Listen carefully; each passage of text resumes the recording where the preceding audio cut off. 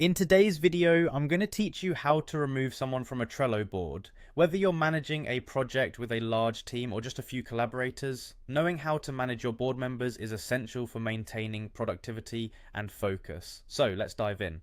First, head over to Trello.com. Once you're there, you'll see the homepage filled with options and features, but for our purpose, focus on the login button. Click on Log In.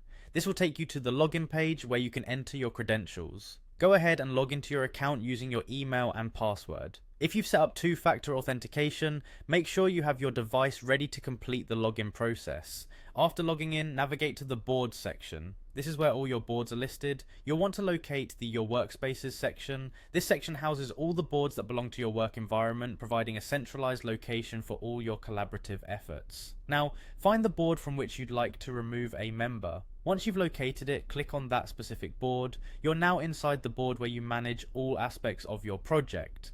Look for a button labeled Share. This is usually located near the top of the page. Clicking on Share opens a panel with various options for managing members and permissions. Within this Share menu, you'll see a list of members who currently have access to the board. Find the member you'd like to remove. This person's name and possibly their avatar should be visible. Hover over this member and you'll see an option labeled Remove from Board.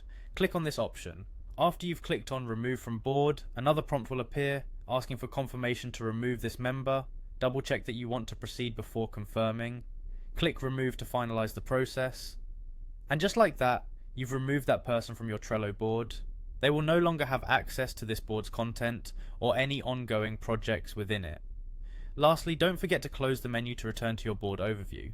This will give you a clear view of your project's current status and the members who still have access, and there you have it, a straightforward process to remove someone from your Trello board.